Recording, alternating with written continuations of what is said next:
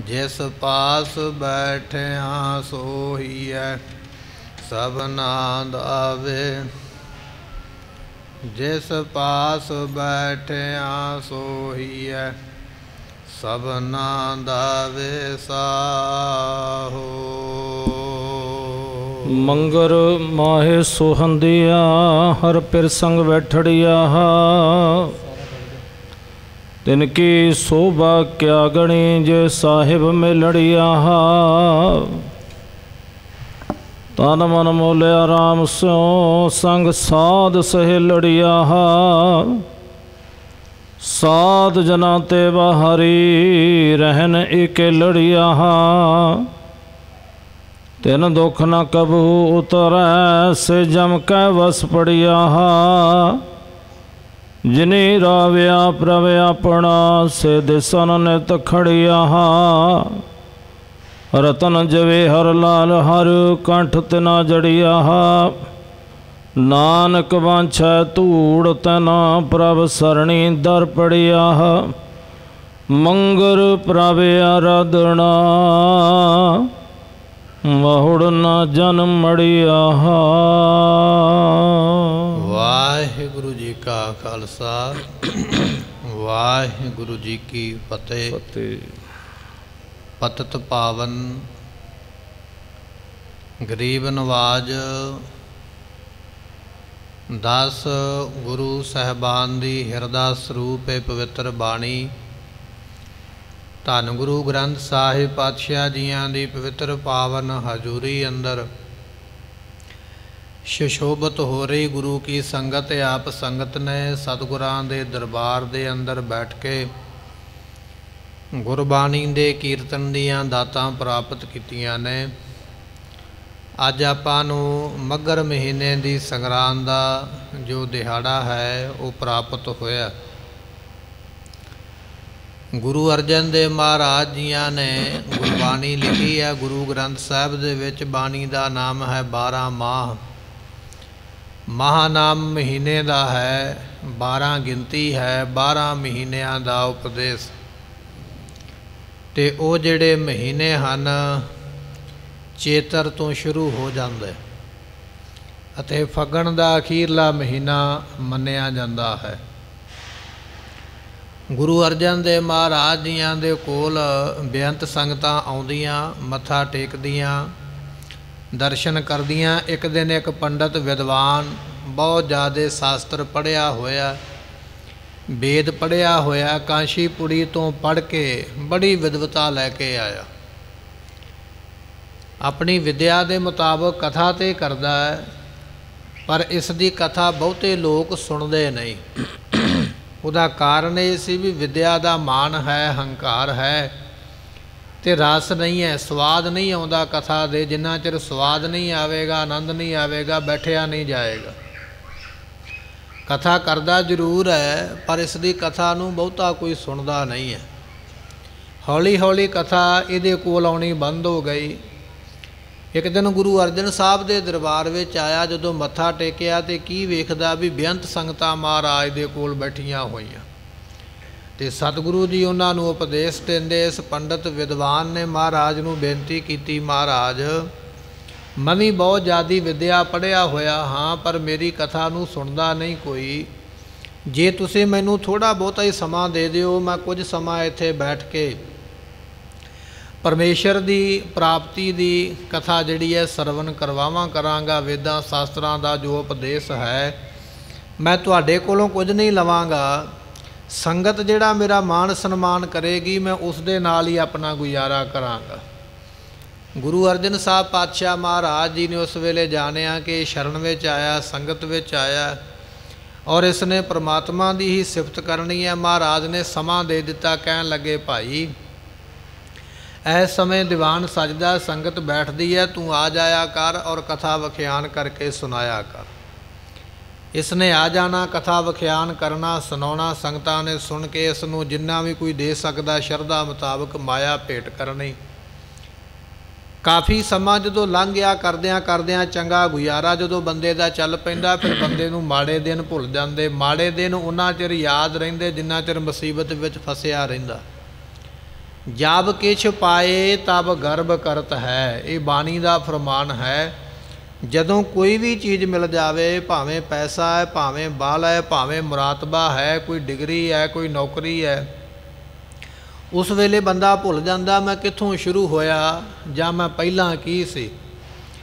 ਇਸੇ ਤਰ੍ਹਾਂ ਇਹਨੂੰ ਭਾਵੇਂ ਕੋਈ ਕਥਾ ਸੁਣਦਾ ਨਹੀਂ ਸੀ, ਬੜੀ ਗਰੀਬੀ ਦੀ ਹਾਲਤ ਹੈ, ਪਰ ਅੱਜ ਗੁਰੂ ਘਰੋਂ ਮਾਣ ਸਨਮਾਨ ਮਿਲਦਾ। ਹੁਣ ਇਸ ਨੂੰ ਆਪਣੇ ਪੁਰਾਣੇ ਦਿਨ ਭੁੱਲ ਗਏ, ਮਨ ਵਿੱਚ ਹੋਰ ਭੁੱਖ ਜਾਗ ਪਈ, ਮਨ ਵਿੱਚ ਸੋਚਣ ਲੱਗ ਪਿਆ ਕਥਾ ਮੈਂ ਕਰਦਾ ਹਾਂ, ਸੰਗਤ ਆਉਂਦੀ ਹੈ ਅਤੇ ਮੱਥਾ ਗੁਰੂ ਅਰਜਨ ਸਾਹਿਬ ਪਾਤਸ਼ਾਹ ਨੂੰ ਟੇਕਦੀ ਹੈ। ਜਿਹੜਾ ਗੁਰੂ ਅਰਜਨ ਸਾਹਿਬ ਨੂੰ ਮੱਥਾ ਟੇਕਿਆ ਜਾਂਦਾ ਉਹ ਵੀ ਮੈਨੂੰ ਟਿਕਣਾ ਚਾਹੀਦਾ ਹੈ, ਕਿਉਂਕਿ ਕਥਾ ਤਾਂ ਮੈਂ ਕਰਦਾ। ਦੂਜੀ ਗੱਲ ਇਹ ਆ, ਮੈਂ ਪੜ੍ਹਿਆ ਹੋਇਆ ਵਿਦਵਾਨ, ਸਤਿਗੁਰੂ ਤੇ ਅਨਪੜ੍ਹ ਨੇ ਅਤੇ ਪੜ੍ਹੇ ਨਹੀਂ ਹੋਏ। ਤੀਜੀ ਗੱਲ ਇਹ ਆ ਵੀ ਮੈਂ ਵੇਦ ਸ਼ਾਸਤਰ ਪੜ੍ਹ ਕੇ ਆਇਆ ਹਾਂ ਅਤੇ ਮੈਂ ਫਿਰ ਬ੍ਰਾਹਮਣ ਵੀ ਹਾਂ, ਮੇਰੀ ਕੁੱਲ ਵੀ ਉੱਚੀ ਹੈ, ਸਾਰਾ ਕੁਝ ਮੇਰੇ ਕੋਲ ਹੀ ਹੈ। ਅਤੇ ਮਨ ਵਿੱਚ ਸੋਚਦਾ ਵੀ ਸੰਗਤ ਵੀ ਮੇਰੇ ਕਰਕੇ ਆਉਂਦੀ ਹੈ। ਇੱਕ ਦਿਨ ਸਮਾਂ ਸੀ ਜਿੱਦਣ ਕਹਿੰਦਾ ਵੀ ਮੈਨੂੰ ਸੁਣਦਾ ਕੋਈ ਨਹੀਂ ਹੈ, ਮਹਾਰਾਜ ਸਮਾਂ ਦੇ ਦਿਓ। ਅੱਜ ਮਨ ਬਦਲਿਆ, ਕਹਿਣ ਲੱਗਾ ਵੀ ਹੁਣ ਸੰਗਤ ਵੀ ਮੇਰੇ ਕਰਕੇ ਹੀ ਆਉਂਦੀ ਹੈ, ਮੈਂ ਨਾ ਹੋਵਾਂ ਤਾਂ ਇੱਥੇ ਕਿਹਨੇ ਆਉਣਾ ਹੈ। ਅਤੇ ਜਦੋਂ ਮਾਨ ਆ ਗਿਆ, ਆਪਣੇ ਘਰ ਵਿੱਚ ਬੈਠ ਗਿਆ, ਆਇਆ ਨਹੀਂ ਮਹਾਰਾਜ ਦੇ ਕੋਲ ਕਥਾ ਕਰਨ ਵਾਸਤੇ। ਸੰਗਤਾਂ ਆਪਣੇ ਸਮੇਂ ਮੁਤਾਬਕ ਆ ਗਈਆਂ, ਬੈਠ ਗਈਆਂ, ਦੀਵਾਨ ਸਜ ਗਿਆ। ਇਹਦੇ ਰਾਹ ਨੂੰ ਵੇਖਦੇ ਪਏ, ਆਇਆ ਨਹੀਂ। ਸਤਿਗੁਰਾਂ ਨੂੰ ਦੱਸਿਆ ਮਹਾਰਾਜ ਅੱਜ ਉਹ ਤੁਹਾਡਾ ਵਿਦਵਾਨ ਜਿਹੜਾ ਪੰਡਤ ਹੈ ਉਹ ਕਥਾ ਸੁਣਾਉਣ ਨਹੀਂ ਆਇਆ। ਸਤਿਗੁਰੂ ਅਰਜਨ ਦੇਵ ਮਹਾਰਾਜ ਜੀਆਂ ਨੇ ਕੁਝ ਸਿੱਖ ਭੇਜੇ ਬਾਬਾ ਬੁੱਢਾ ਜੀਆਂ ਦੇ ਸਮੇਤ, ਕਹਿਣ ਲੱਗੇ ਜਾਓ ਭਾਈ ਬੁਲਾ ਕੇ ਲਿਆਓ। ਮਹਾਰਾਜ ਸਾਹਿਬ ਜੀਆਂ ਦੇ ਜੀਵਨ ਵਿੱਚ ਦੋ ਘਟਨਾਵਾਂ ਹੋਈਆਂ ਨੇ। ਇੱਕ ਘਟਨਾ ਸੱਤੇ ਅਤੇ ਬੁਲਵੰਡੇ ਦੀ ਹੈ। ਉਹਨਾਂ ਨੇ ਵੀ ਨਾ ਕਰਤੀ ਸੀ ਗੁਰੂ ਅਰਜਨ ਦੇਵ ਪਾਤਸ਼ਾਹ ਅਸੀਂ ਤੁਹਾਡੇ ਦਰਬਾਰ ਵਿੱਚ ਕੀਰਤਨ ਨਹੀਂ ਕਰ ਸਕਦੇ। ਇੱਕ ਘਟਨਾ ਇਹ ਹੈ, ਪੰਡਤ ਨੇ ਕਹਿ ਦਿੱਤਾ ਸਿੱਖਾਂ ਨੂੰ, ਕਹਿਣ ਲੱਗਾ ਜੇ ਗੁਰੂ ਅਰਜਨ ਸਾਹਿਬ ਨੂੰ ਮੰਨਦੇ ਹੋ ਅਤੇ ਫਿਰ ਕਥਾ ਵੀ ਗੁਰੂ ਅਰਜਨ ਸਾਹਿਬ ਦੇ ਕੋਲੋਂ ਹੀ ਸੁਣੋ, ਜਾਂ ਫਿਰ ਮੈਨੂੰ ਮੱਥਾ ਟੇਕੋ ਅਤੇ ਮੈਂ ਤਾਂ ਕਥਾ ਸੁਣਾਵਾਂਗਾ। ਸਿੱਖਾਂ ਨੇ ਉਸੇ ਤਰ੍ਹਾਂ ਹੀ ਮਹਾਰਾਜ ਨੂੰ ਦੱਸਿਆ ਪਾਤਸ਼ਾਹ ਜੀ ਇਹ ਤਾਂ ਪਹਿਲੇ ਦੇ ਨਾਲੋਂ ਜ਼ਿਆਦਾ ਮੁਸੀਬਤ ਗੱਲ ਵਿੱਚ ਪੈ ਗਈ ਹੈ। ਪੰਡਤ ਤੇ ਹੰਕਾਰੀ ਹੋ ਗਿਆ, ਬੜੇ ਉੱਚੇ ਨੀਵੇਂ ਬਚਨ ਕਰਦਾ। ਸਤਿਗੁਰੂ ਜੀ ਅੱਜ ਤੇ ਤੁਸੀਂ ਗੁਰਤਾ ਗੱਦੀ 'ਤੇ ਬੈਠੇ ਹੋ, ਤੁਹਾਡੇ ਸਾਹਮਣੇ ਕੁਝ ਹੋਇਆ, ਅੱਜ ਤੁਸੀਂ ਨਿੱਕਾ ਮੋਟਾ ਕੋਈ ਹੱਲ ਕੱਢ ਦੇਵੋਗੇ, ਕੱਲ੍ਹ ਨੂੰ ਮੰਨ ਲਓ ਤੁਸੀਂ ਸਰੀਰ ਛੱਡ ਜਾਓਗੇ ਕਿ ਸੰਗਤਾਂ ਤੇ ਅੱਗੇ ਵੀ ਕਥਾ ਵਿਚਾਰ ਸੁਣਨੀ ਚਾਹਣਗੀਆਂ ਅਤੇ ਇਹੋ ਜਿਹਾ ਪੰਡਤ, ਇਹੋ ਜਿਹਾ ਵਿਦਵਾਨ ਤੇ ਅੱਗੇ ਵੀ ਹੋਣਗੇ ਨਾ, ਉਹ ਵੀ ਇਹੋ ਕੁਝ ਕਹਿਣਗੇ ਵੀ ਗੁਰੂ ਅਸੀਂ ਹਾਂ। ਤੁਸੀਂ ਇਸ ਤਰ੍ਹਾਂ ਕਰੋ ਕਿ ਕੰਮ ਹੀ ਇਹੋ ਜਿਹਾ ਕਰੋ ਵੀ ਇਹਨਾਂ ਦੇ ਕੋਲੋਂ ਖਹਿੜਾ ਛੁੱਟ ਜਾਵੇ, ਇਹਨਾਂ ਦੇ ਸਾਨੂੰ ਅਧੀਨਗੀ ਨਾ ਕਬੂਲਣੀ ਪਵੇ। ਕੀ ਕੀਤਾ ਜਾਵੇ? ਤੁਸੀਂ ਇਹੋ ਜਿਹੀ ਸੌਖੀ ਬਾਣੀ ਉਚਾਰੋ, ਸਾਨੂੰ ਕਿਸੇ ਕੋਲੋਂ ਜਾ ਕੇ ਸੁਣਨੀ ਨਾ ਪਵੇ, ਅਸੀਂ ਘਰੇ ਬੈਠਿਆਂ ਪੜ੍ਹੀਏ ਅਤੇ ਉਹ ਸਾਨੂੰ ਪਤਾ ਲੱਗ ਜਾਵੇ ਵੀ ਉਪਦੇਸ਼ ਕੀ ਹੈ। ਅੱਜ ਆਪਣੇ ਕੋਲ ਗੱਡੀਆਂ ਨੇ, ਸਾਧਨ ਨੇ ਆਉਣ ਜਾਣ ਦੇ, ਹਰੇਕ ਪਿੰਡ ਹਰੇਕ ਸ਼ਹਿਰ ਦੇ ਵਿੱਚ ਗੁਰਦੁਆਰਾ ਬਣਿਆ, ਸਾਡੇ ਵਾਸਤੇ ਆਉਣਾ ਜਾਣਾ ਸੌਖਾ। ਪਰ ਉਹਨਾਂ ਸਮਿਆਂ ਦੇ ਵਿੱਚ ਨਾ ਇਹੋ ਜਿਹੀਆਂ ਗੱਡੀਆਂ ਅਤੇ ਨਾ ਹੀ ਇੰਨੇ ਗੁਰੂ ਘਰ ਸਨ ਕਿ ਹਰੇਕ ਬੰਦਾ ਗੁਰਦੁਆਰੇ ਪਹੁੰਚ ਜਾਵੇ। ਸਤਿਗੁਰੂ ਜੀ ਬਾਣੀ ਉਹ ਰਚੋ, ਅਸੀਂ ਘਰੇ ਬੈਠਿਆਂ ਪੋਥੀ ਤੋਂ ਪਾਠ ਕਰੀਏ, ਸਾਨੂੰ ਉਪਦੇਸ਼ ਪ੍ਰਾਪਤ ਹੋਵੇ। ਗੁਰੂ ਅਰਜਨ ਸਾਹਿਬ ਮਹਾਰਾਜ ਜੀਆਂ ਨੇ ਜਦੋਂ ਇਹ ਬਚਨ ਸੁਣਿਆ ਅਤੇ ਸਤਿਗੁਰਾਂ ਨੇ ਫਿਰ ਇਹ ਬਾਣੀ ਰਚੀ ਹੈ। ਇਹਦੀ ਉਥਾਨਕਾ ਜਿਹੜੀ ਹੈ ਵਿਦਵਾਨ ਇਸ ਤਰ੍ਹਾਂ ਸੁਣਾਉਂਦੇ ਨੇ। ਮਹਾਰਾਜ ਨੇ ਆਖਿਆ ਠੀਕ ਹੈ, ਜੇ ਤੁਸੀਂ ਇਸ ਤਰ੍ਹਾਂ ਕਹਿੰਦੇ ਹੋ ਤਾਂ ਫਿਰ ਅਸੀਂ ਬਾਣੀ ਰਚਦੇ ਹਾਂ। ਸੋ ਅੰਮ੍ਰਿਤ ਸਰੋਵਰ ਦੇ ਕਿਨਾਰੇ 'ਤੇ ਬੈਠ ਕੇ ਸ੍ਰੀ ਹਰਿਮੰਦਰ ਸਾਹਿਬ ਦੀ ਧਰਤੀ 'ਤੇ ਜਦੋਂ ਆਪਾਂ ਦਰਸ਼ਨ ਕਰਨ ਵਾਸਤੇ ਜਾਂਦੇ ਹਾਂ, ਦੀਵਾਨ ਹਾਲ ਮੰਜੀ ਹਾਲ ਦੇ ਸਾਹਮਣੇ ਉੱਥੇ ਇੱਕ ਪਾਲਕੀ ਅੱਜ ਵੀ ਬਣੀ ਹੋਈ ਹੈ ਪੱਥਰ ਦੀ, ਉਹਦੇ ਉੱਪਰ ਲਿਖਿਆ ਹੋਇਆ ਵੀ ਇੱਥੇ ਗੁਰੂ ਅਰਜਨ ਸਾਹਿਬ ਪਾਤਸ਼ਾਹ ਬੈਠੇ ਸਨ ਅਤੇ ਉਹਨਾਂ ਨੇ ਇਹ ਬਾਣੀ ਉਸ ਵੇਲੇ ਰਚੀ ਹੈ। 12 ਮਹੀਨਿਆਂ ਦਾ ਉਪਦੇਸ਼। ਗੁਰੂ ਕਿਹਾ ਸਿੱਖਾ ਤੈਨੂੰ ਕਿਤੇ ਨਹੀਂ ਜਾਣਾ ਪਵੇਗਾ ਕਿਸੇ ਦੇ ਕੋਲ, ਤੂੰ ਕਿਸੇ ਦੇ ਨਿਰਭਰ ਨਹੀਂ ਹੋਵੇਂਗਾ, ਤੈਨੂੰ ਸੁਤੰਤਰ ਕੀਤਾ, ਆਜ਼ਾਦ ਕੀਤਾ, ਆਤਮ ਨਿਰਭਰ ਕੀਤਾ ਹੈ, ਆਪਣਾ ਕੰਮ ਤੂੰ ਖੁਦ ਕਰ ਸਕਦਾ ਹੈ। ਇਹ ਫਿਰ ਬਾਣੀ ਰਚੀ ਹੈ। ਵੱਖ-ਵੱਖ ਮਹੀਨਿਆਂ ਦੇ ਦੌਰਾਨ ਕੀ ਕਰਨਾ ਚਾਹੀਦਾ। ਅੱਜ ਆਪਾਂ ਨੂੰ ਮੱਘਰ ਮਹੀਨਾ ਪ੍ਰਾਪਤ ਹੋਇਆ, ਇਹਦੇ ਵਿੱਚ ਕੀ ਕਰਾਂਗੇ ਜਾਂ ਕੀ ਹੋਣਾ ਚਾਹੀਦਾ, ਇਹ ਮਹਾਰਾਜ ਆਪਾਂ ਨੂੰ ਦੱਸ ਰਹੇ ਨੇ। ਆਓ ਮਨ ਬਿਰਤੀਆਂ ਟਿਕਾਈਏ, ਸਰਵਨ ਕਰੀਏ, ਮਿਲ ਕੇ ਆਖੀਏ ਸਤਨਾਮ ਸ੍ਰੀ ਵਾਹਿਗੁਰੂ ਸਾਹਿਬ ਜੀ। ਮੰਗਰ ਮਾਹੇ ਸੋਹੰਦੀਆ ਹਰ ਪਿਰ ਸੰਗ ਬੈਠੜੀਆ। ਸਤਿਗੁਰੂ ਪਾਤਸ਼ਾਹ ਫਰਮਾਉਂਦੇ ਨੇ ਇਹ ਮੱਘਰ ਦਾ ਜੋ ਮਹੀਨਾ ਹੈ, ਜਿਨ੍ਹਾਂ ਨੇ ਪਿਰ ਪਤੀ ਪਰਮਾਤਮਾ ਦੀ ਸੰਗਤ ਪ੍ਰਾਪਤ ਕੀਤੀ ਹੈ ਨਾ, ਉਹਨਾਂ ਦੀ ਸ਼ੋਭਾ ਜਿਹੜੀ ਹੈ ਨਾ वो बड़ी वड्डी है। मंगिर माहे सुहंदियाँ हर पिर संग बैठड़ियाँ, जिन्हां ने पति परमात्मा नूं अपना पति बना के उहदी संगत विच बैठियां ने, उन्होंने अपने अंग संग जानिया है। तो पातशाह कह लगे ਜਿਹੜੇ ਇਸ ਤਰ੍ਹਾਂ ਦੇ ਜੀਵ ਹਨ ਤਿਨ ਕੀ ਸੋਭਾ ਕਿਆ ਗਣੀ ਜੇ ਸਾਹਿਬ ਮਿਲੜੀਆ। ਉਹਨਾਂ ਦੀ ਸੋਭਾ ਕਹੀ ਨਹੀਂ ਜਾ ਸਕਦੀ, ਵਡਿਆਈ ਕਹੀ ਨਹੀਂ ਜਾ ਸਕਦੀ ਹੈ। ਗੁਰੂ ਕੀ ਸੰਗਤ ਦੀ ਕੈਸੀ ਵਡਿਆਈ ਹੈ। ਹਿੰਦੁਸਤਾਨ ਦਾ ਬਾਦਸ਼ਾਹ ਔਰੰਗਜ਼ੇਬ ਹੈ, ਦਿੱਲੀ ਦੇ ਤਖਤ ਤੇ ਬੈਠਾ ਹੋਇਆ। ਬੇਸ਼ੁਮਾਰ ਵਸਤੂਆਂ ਕੋਲ ਨੇ, ਬੇਸ਼ੁਮਾਰ ਗਹਿਣੇ ਕੋਲ ਨੇ, ਸੋਨੇ ਚਾਂਦੀ ਮਾਇਆ ਦੀ ਕਮੀ ਨਹੀਂ ਹੈ। ਬੜੇ ਬੜੇ ਵਜ਼ੀਰ ਇਸ ਦੇ ਬੈਠੇ ਹੋਏ, ਬੜੇ ਬੜੇ ਸਿਆਣੇ ਵਿਦਵਾਨ ਇਸ ਦੇ ਕੋਲ ਬੈਠੇ ਹੋਏ। ਤੇ ਉਹਨਾਂ ਵਿਦਵਾਨਾਂ ਦੇ ਵਿੱਚ ਇੱਕ ਵਿਦਵਾਨ ਹੈ, ਨਾਮ ਹੈ ਭਾਈ ਨੰਦ ਲਾਲ ਜੀ। ਇਹ ਵੀ ਬਾਦਸ਼ਾਹ ਔਰੰਗਜ਼ੇਬ ਦੇ ਦਰਬਾਰ ਵਿੱਚ ਰਹਿੰਦਾ, ਬੜਾ ਪੜ੍ਹਿਆ ਹੋਇਆ, ਸੁਲਝਿਆ ਹੋਇਆ, ਬੜਾ ਸਿਆਣਾ ਵਿਅਕਤੀ ਹੈ। ਬਾਦਸ਼ਾਹ ਔਰੰਗਜ਼ੇਬ ਦੇ ਵੱਲੋਂ ਸੋਨੇ ਦੀ ਕੁਰਸੀ ਮਿਲਦੀ ਹੈ ਇਸ ਦੇ ਬੈਠਣ ਵਾਸਤੇ। ਦਰਬਾਰ ਦੇ ਵਿੱਚ ਕਚਹਿਰੀ ਦੇ ਵਿੱਚ ਸੋਨੇ ਦੀ ਕੁਰਸੀ ਲੱਗਦੀ, ਉਹਦੇ ਉੱਪਰ ਆ ਕੇ ਨੰਦ ਲਾਲ ਬੈਠਦਾ ਹੈ। ਉਹਨਾਂ ਸਮਿਆਂ ਦੇ ਵਿੱਚ ਬਾਦਸ਼ਾਹ ਔਰੰਗਜ਼ੇਬ ਦੀ ਪੂਰੇ ਕਈ ਦੇਸ਼ਾਂ ਵਿੱਚ ਇਸ ਗੱਲ ਦਾ ਲੋਕ ਜਾਣਦੇ ਸਨ ਵੀ ਔਰੰਗਜ਼ੇਬ ਦੇ ਕੋਲ ਬੜੇ ਬੜੇ ਵਿਦਵਾਨ ਨੇ। ਜੇ ਕਿਤਿਓਂ ਵੀ ਸਵਾਲ ਦਾ ਜਵਾਬ ਨਾ ਮਿਲੇ ਤਾਂ ਔਰੰਗਜ਼ੇਬ ਦੀ ਕਚਹਿਰੀ ਵਿੱਚੋਂ ਮਿਲਦਾ। ਇਹਦੇ ਪਰਥਾਏ ਕਈ ਸਾਖੀਆਂ ਜਿਹੜੀਆਂ ਨੇ ਉਹ ਇਤਿਹਾਸ ਵਿੱਚ ਆਉਂਦੀਆਂ ਨੇ, ਪਰ ਆਪਾਂ ਇਹ ਸਾਖੀ ਸਰਵਣ ਕਰ ਰਹੇ ਹਾਂ। ਉਹਨਾਂ ਵਿਦਵਾਨਾਂ ਦੇ ਵਿੱਚ ਇੱਕ ਨੰਦ ਲਾਲ ਨਾਮ ਦਾ ਵਿਅਕਤੀ ਹੈ, ਬੜਾ ਵੱਡਾ ਵਿਦਵਾਨ ਹੈ, ਸੋਨੇ ਦੀ ਕੁਰਸੀ ਉਹਨੂੰ ਪ੍ਰਾਪਤ ਹੈ। ਇੱਕ ਦਿਨ ਬਾਦਸ਼ਾਹ ਔਰੰਗਜ਼ੇਬ ਨੇ ਆਪਣੇ ਪੁੱਤਰਾਂ ਨੂੰ ਸਵਾਲ ਪੁੱਛਿਆ, ਕਹਿਣ ਲੱਗਾ ਵੀ ਜਿਹੜਾ ਇਸ ਸਵਾਲ ਦਾ ਜਵਾਬ ਦੇਵੇ ਕੁਰਾਨ ਦੀ ਇੱਕ ਆਇਤ ਪੜ੍ਹ ਕੇ ਸੁਣਾਈ। ਕਹਿਣ ਲੱਗਾ ਵੀ ਮੈਂ ਤੁਹਾਡੀ ਅਕਲ ਨੂੰ ਪਰਖਣਾ ਚਾਹੁੰਦਾ ਹਾਂ, ਜਿਹੜਾ ਸਿਆਣਾ ਹੈ ਮੈਨੂੰ ਇਹਦਾ ਜਵਾਬ ਦੇਵੇ। ਮੈਂ ਸਮਾਂ ਦੇ ਦਿੰਦਾ ਹਾਂ, 1 ਦਿਨ ਦਾ 2 ਦਿਨ ਦਾ, ਤੁਸੀਂ ਸੋਚ ਕੇ ਤੇ ਮੈਨੂੰ ਆ ਕੇ ਜਵਾਬ ਦੇਵੋ। 2 ਦਿਨ ਲੰਘ ਗਏ। ਬਾਦਸ਼ਾਹ ਨੇ ਉਸ ਵੇਲੇ, ਬਾਦਸ਼ਾਹ ਹੁਣ ਜਾਣਦਾ, ਮਾਂ ਬਾਪ ਨੂੰ ਪਤਾ ਹੁੰਦਾ ਕਿ ਮੇਰਾ ਪੁੱਤਰ ਕਿੰਨੀ ਕੁ ਅਕਲ ਦਾ ਮਾਲਕ ਹੈ, ਕਿੰਨਾ ਕੁ ਸਿਆਣਾ। ਮਾਂ ਬਾਪ ਦੇ ਕੋਲੋਂ ਛੁਪਿਆ ਕੁਝ ਨਹੀਂ ਹੈ। ਹੁਣ ਬਾਦਸ਼ਾਹ ਦਾ ਇੱਕ ਪੁੱਤਰ ਹੈ ਜਿਹਦੀ ਮਿੱਤਰਤਾ ਨੰਦ ਲਾਲ ਦੇ ਨਾਲ ਹੈ। ਉਹਨੇ ਜਾ ਕੇ ਨੰਦ ਲਾਲ ਨੂੰ ਪੁੱਛਿਆ, ਕਹਿਣ ਲੱਗਾ ਵੀ ਤੂੰ ਮੇਰਾ ਮਿੱਤਰ ਹੈ, ਮੇਰੇ ਬਾਪ ਨੇ ਇਹ ਸਵਾਲ ਪੁੱਛਿਆ, ਮੈਨੂੰ ਤੇ ਜਵਾਬ ਆਉਂਦਾ ਕੋਈ ਨਹੀਂ, ਤੂੰ ਮੈਨੂੰ ਇਹਦਾ ਜਵਾਬ ਦੇ ਤਾਂ ਕਿ ਬਾਕੀ ਭਰਾਵਾਂ ਦੇ ਨਾਲੋਂ ਮੇਰੀ ਸ਼ਾਨ ਵਧੇ, ਮੈਂ ਉੱਚਾ ਹੋਵਾਂ ਅਤੇ ਆਪਣੇ ਪਿਤਾ ਦੇ ਨੇੜੇ ਹੋਵਾਂ। ਅਤੇ ਉਸ ਵੇਲੇ ਨੰਦ ਲਾਲ ਜੀਆਂ ਨੇ ਜਿਹੜਾ ਸਵਾਲ ਪੁੱਛਿਆ ਸੀ ਉਹਦਾ ਜਵਾਬ ਸਮਝਾ ਕੇ ਭੇਜ ਦਿੱਤਾ। ਕਹਿਣ ਲੱਗੇ ਵੀ ਇਹ ਇਹਦਾ ਉੱਤਰ ਹੈ ਅਤੇ ਜਾ ਕੇ ਆਪਣੇ ਪਿਤਾ ਨੂੰ ਦੱਸ ਦੇ। ਔਰੰਗਜ਼ੇਬ ਨੇ ਸਭਾ ਲਾਈ ਹੈ, ਕਚਹਿਰੀ ਲੱਗੀ ਹੈ, ਪੁੱਤਰਾਂ ਨੂੰ ਪੁੱਛਿਆ, ਬਾਕੀ ਦਿਆਂ ਨੇ ਜਵਾਬ ਦਿੱਤਾ ਵੀ ਸਾਨੂੰ ਤਾਂ ਪਤਾ ਨਹੀਂ, ਪਰ ਜਿਹੜਾ ਨੰਦ ਲਾਲ ਦੇ ਕੋਲੋਂ ਪੁੱਛ ਕੇ ਗਿਆ ਸੀ ਉਹਨੇ ਝੱਟ ਹੀ ਜਵਾਬ ਦੇ ਦਿੱਤਾ। ਬਾਦਸ਼ਾਹ ਔਰੰਗਜ਼ੇਬ ਨੇ ਸੁਣਿਆ ਅਤੇ ਹੈਰਾਨ ਹੋ ਗਿਆ। ਕਹਿਣ ਲੱਗਾ ਮੈਨੂੰ ਪਤਾ ਵੀ ਇਹ ਤੇਰੇ ਦਿਮਾਗ ਦੀ ਖੋਜ ਨਹੀਂ ਹੈ, ਤੇਰੇ ਦਿਮਾਗ ਦੀ ਕਾਢ ਨਹੀਂ, ਤੇਰੀ ਮੱਤ ਇੰਨੀ ਨਹੀਂ ਵੀ ਤੂੰ ਇਸ ਗੱਲ ਦਾ ਜਵਾਬ ਦੇਵੇਂ। ਇਹ ਤੈਨੂੰ ਕਿਸੇ ਨੇ ਪੜ੍ਹਾ ਕੇ ਭੇਜਿਆ, ਜਿਹਨੇ ਤੈਨੂੰ ਦੱਸਿਆ ਮੈਨੂੰ ਉਹਦਾ ਨਾਮ ਦੱਸ, ਨਹੀਂ ਤੇ ਤੈਨੂੰ ਸਜ਼ਾ ਦੇਵਾਂਗਾ। ਅਤੇ ਔਰੰਗਜ਼ੇਬ ਦੇ ਪੁੱਤਰ ਨੂੰ ਕਹਿਣਾ ਪੈ ਗਿਆ ਫਿਰ ਨੰਦ ਲਾਲ ਦਾ ਨਾਮ, ਵੀ ਮੈਨੂੰ ਨੰਦ ਲਾਲ ਨੇ ਇਸ ਦਾ ਜਵਾਬ ਦਿੱਤਾ। ਜਦੋਂ ਇਹ ਗੱਲ ਸੁਣੀ ਤਾਂ ਬਾਦਸ਼ਾਹ ਹੈਰਾਨ ਹੋਇਆ। ਇੱਕ ਹਿੰਦੂ ਧਰਮ ਦਾ ਬੰਦਾ, ਹਿੰਦੂ ਧਰਮ ਦੇ ਗ੍ਰੰਥ ਪੜ੍ਹਨ ਵਾਲਾ, ਉਹ ਮੁਸਲਮਾਨ ਧਰਮ ਦੀ ਜਿਹੜੀ ਕਿਤਾਬ ਹੈ ਕੁਰਾਨ ਹੈ ਉਹਦੀ ਆਇਤ ਦੇ ਇੰਨੇ ਸੋਹਣੇ ਅਰਥ ਕਰਦਾ ਹੈ ਅਤੇ ਵਿਦਵਾਨ ਬੜਾ ਵੱਡਾ। ਇਹੋ ਜਿਹੇ ਵੱਡੇ ਵਿਦਵਾਨ ਨੂੰ ਹਿੰਦੂ ਨਹੀਂ ਰਹਿਣ ਦੇਣਾ ਚਾਹੀਦਾ, ਮੁਸਲਮਾਨ ਬਣਾਉਣਾ ਚਾਹੀਦਾ। ਆਪਣੀ ਕਚਹਿਰੀ ਵਿੱਚ ਇਸ ਨੇ ਮਤਾ ਪਾਇਆ, ਸਲਾਹ ਕੀਤੀ ਹੈ, ਯਤਨ ਕਰੋ ਕਿ ਨੰਦ ਲਾਲ ਨੂੰ ਲਾਲਚ ਦੇ ਕੇ, ਮਾਇਆ ਦਾ ਲਾਲਚ ਦਿਓ, ਜਗੀਰ ਦਾ ਲਾਲਚ ਦਿਓ, ਜੋ ਲਾਲਚ ਦੇ ਸਕਦੇ ਹੋ ਦੇ ਕੇ ਮੁਸਲਮਾਨ ਬਣਾਓ।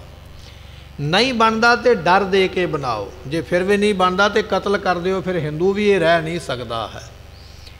ਤੇ ਜਦੋਂ ਕਚਹਿਰੀ ਵਿੱਚ ਇਹ ਮਤਾ ਪੱਕਿਆ, ਸਲਾਹ ਹੋਈ ਹੈ, ਬਾਦਸ਼ਾਹ ਔਰੰਗਜ਼ੇਬ ਦੇ ਪੁੱਤਰ ਨੇ ਨੰਦ ਲਾਲ ਨੂੰ ਜਾ ਕੇ ਦੱਸਿਆ, ਮੇਰੇ ਪਿਤਾ ਦਾ ਫਰਮਾਨ ਹੋ ਗਿਆ, ਤੈਨੂੰ ਮੁਸਲਮਾਨ ਬਣਾਇਆ ਜਾਏਗਾ, ਨਹੀਂ ਮੰਨੇਗਾ ਤੇ ਕਤਲ ਵੀ ਕੀਤਾ ਜਾਏਗਾ। ਜਦੋਂ ਇਹ ਗੱਲ ਸੁਣੀ ਨਾ, ਪੈਰਾਂ ਥੱਲਿਓਂ ਮਿੱਟੀ ਨਿਕਲ ਗਈ, ਤਰੇਲੀਆਂ ਆ ਗਈਆਂ, ਡਰ ਗਿਆ, ਮਨ ਕੰਬ ਗਿਆ ਕਿ ਮੇਰੇ ਧਰਮ ਨੂੰ ਕਿਉਂ ਭ੍ਰਿਸ਼ਟ ਕੀਤਾ ਜਾ ਰਿਹਾ ਹੈ, ਹੁਣ ਮੈਂ ਕੀ ਕਰਾਂ। ਅਤੇ ਪੁੱਛਣ ਲੱਗ ਪਿਆ ਔਰੰਗਜ਼ੇਬ ਦੇ ਪੁੱਤਰ ਨੂੰ ਨੰਦ ਲਾਲ, ਮੈਂ ਕਿੱਥੇ ਜਾਵਾਂ, ਕਿਹੜਾ ਬੰਦਾ ਹੈ ਜਿਹੜਾ ਮੇਰੇ ਧਰਮ ਨੂੰ ਬਚਾ ਸਕਦਾ, ਜਿਹੜਾ ਮੇਰੀ ਰਾਖੀ ਕਰ ਸਕਦਾ, ਜਿਹੜਾ ਮੇਰੀ ਰੱਖਿਆ ਕਰ ਸਕਦਾ। ਅਤੇ ਉਸ ਵੇਲੇ ਔਰੰਗਜ਼ੇਬ ਦੇ ਪੁੱਤਰ ਨੇ ਆਖਿਆ, ਇਸ ਧਰਤੀ ਦੇ ਉੱਪਰ ਇਹੋ ਜਿਹਾ ਕੋਈ ਰਾਜਾ ਨਹੀਂ ਜਿਹੜਾ ਤੈਨੂੰ ਔਰੰਗਜ਼ੇਬ ਤੋਂ ਬਚਾਵੇ, ਸਾਰੇ ਉਹਦੇ ਕੋਲੋਂ ਭੈ ਖਾਂਦੇ, ਸਾਰੇ ਉਹਦੇ ਕੋਲੋਂ ਡਰਦੇ ਨੇ। ਜੇ ਤੈਨੂੰ ਬਚਾ ਸਕਦੇ ਨੇ ਤੇ ਕੇਵਲ ਗੁਰੂ ਗੋਬਿੰਦ ਸਿੰਘ ਮਹਾਰਾਜ ਦੀ ਜਿਹੜੇ ਅਨੰਦਪੁਰ ਸਾਹਿਬ ਦੀ ਧਰਤੀ ਤੇ ਰਹਿੰਦੇ ਉਹੀ ਤੈਨੂੰ ਬਚਾ ਸਕਦੇ, ਉਹਨਾਂ ਬਿਨਾਂ ਬਚਾ ਕੋਈ ਨਹੀਂ ਸਕਦਾ।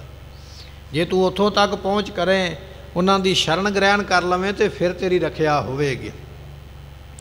ਇੰਨੀ ਗੱਲ ਸੁਣਦਿਆਂ ਸਾਰ ਹੀ ਕਹਿਣ ਲੱਗੇ ਵੀ ਨੰਦ ਲਾਲ ਨੇ ਘੋੜੇ ਦੀ ਕੀਤੀ ਸਵਾਰੀ, ਘੋੜੇ ਨੂੰ ਦੌੜਾਇਆ, ਜੂੰ ਦੌੜਿਆ ਦਿੱਲੀ ਦੇ ਵਿੱਚੋਂ ਸਿੱਧਾ ਅਨੰਦਪੁਰ ਸਾਹਿਬ ਮਹਾਰਾਜ ਦੇ ਕੋਲ ਪਹੁੰਚਾ, ਮੱਥਾ ਟੇਕਿਆ, ਬੇਨਤੀ ਕੀਤੀ, ਮਹਾਰਾਜ ਮੈਂ ਵਿਦਵਾਨ ਹਾਂ, ਗ੍ਰੰਥ ਪੜ੍ਹੇ ਨੇ, ਕਿਤਾਬਾਂ ਪੜ੍ਹੀਆਂ ਨੇ, ਪਰ ਮੇਰਾ ਔਰੰਗਜ਼ੇਬ ਜ਼ਬਰਦਸਤੀ ਧਰਮ ਬਦਲਣਾ ਚਾਹੁੰਦਾ, ਮੇਰੇ 'ਤੇ ਕਿਰਪਾ ਕਰੋ। ਸਤਿਗੁਰੂ ਪਾਤਸ਼ਾਹ ਕਹਿਣ ਲੱਗੇ ਤੂੰ ਸਾਡੀ ਸ਼ਰਨ ਵਿੱਚ ਆ ਗਿਆ ਤੇ ਸਾਡਾ ਤੇ ਬਿਰਧ ਹੀ ਇਹ ਹੈ, ਜੋ ਸ਼ਰਨ ਆਵੇ ਤੇ ਸਕੰਠ ਲਾਵੇ ਹੋਏ ਬਿਰਧ ਸੁਆਮੀ ਸੰਧਾ। ਜਿਹੜਾ ਸ਼ਰਨ ਵਿੱਚ ਆਇਆ ਉਹਨੂੰ ਅਸੀਂ ਆਪਣੇ ਗੱਲ ਲਾਉਂਦੇ ਆ ਤੇ ਤੈਨੂੰ ਹੁਣ ਡਰਨ ਦੀ ਲੋੜ ਨਹੀਂ ਹੈ, ਸਾਡੇ ਹੁੰਦਿਆਂ ਔਰੰਗਜ਼ੇਬ ਤੇਰਾ ਕੁਝ ਵਿਗਾੜ ਨਹੀਂ ਸਕਦਾ।